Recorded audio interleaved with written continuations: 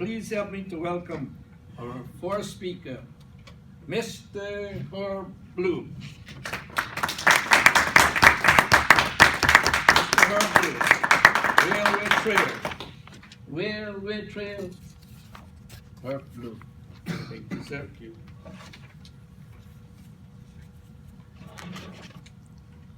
Fellow Toastmasters, most welcome guests. When I stepped out into the bright sunlight from my small second floor apartment, I felt a warm wind and the smell of pine trees. I went down the concrete spiral staircase onto the old asphalt road, and from there I walked to an adjoining street about 50 feet away. I passed many blue, green, and pink houses with white roofs. Moving left onto the adjoining street, I was overlooking a vast blue inlet with many islands, boats, and houses. The water was calm like a mirror, and it reflected the sky and clouds with an endless horizon. I walked halfway down the snaking road until I found an overgrown tree canopy with large rocks on each side of a dirt path. The sign on the road said Railway Trail. I began my weekly journey with a slow gait as I walked towards the next part of the trail. I think I'm gonna just wing this from here on. So as you enter the trail, you have green tree covering on both sides, and then you have rocks on both sides.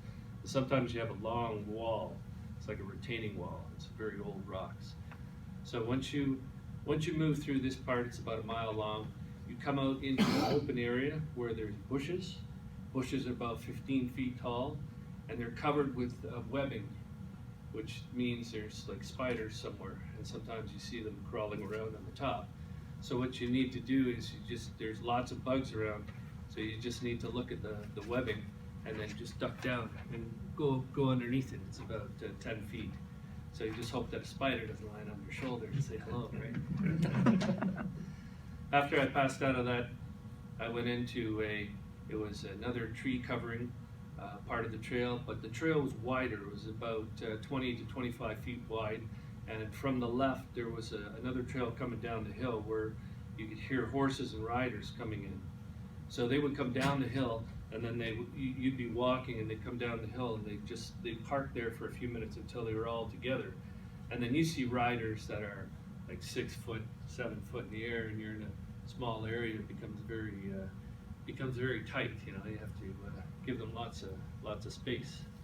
So they went off after that down the trail and disappeared. And I came into a part of the trail where it's a subdivision about 100 feet away, and in and out of that subdivision into the trail, and you could imagine it's like shaded with sun shining in on a dirt path, and about 100 feet away there's two big Rottweilers running in and out of the trail.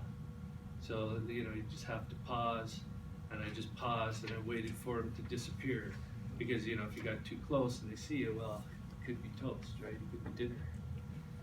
Let me just see. After that, I came to an open part where the path became concrete again, and then it was behind houses. There was like green and blue houses, and in the back of the house there's a garbage bag, and cats had come in and they were ripping the garbage bag up, and wild bantam chickens were protecting the cats. So it was like they were working in collaboration to get at the garbage. Once I passed by that, I went back into the trail for about 10 minutes. And when I came out of the trail, we came out into a long field with green grass and bushes on the side, and a very small pathway that went about maybe a half mile. I walked this path, and somebody passed by me on a bike and said hello, and then as soon as he passed by, I smelled this big aroma of marijuana. Hello. And then I continued on the path until I came to a sign that said, "This way to Elbow Beach." So I decided to take a shortcut, and it turned out to be that the path went into a bunch of very sharp shrubbery bushes. And it was like an older path, and it wasn't cleared or cleaned up at all. So I ended up going into this path, and you could hear the ocean, and you could hear the people, but you couldn't see it because everything was so, compacted. So after about 5 or 6 scratches, it finally opened up into a landing with old concrete steps, and then from there you could see the beige beach, and then the turquoise water, and then the waves crashing onto the beach, and then the people were walking and swimming, and I decided to take out my shoes and just walk in the water for a while. And that was a Saturday walk in Bermuda. Thank you.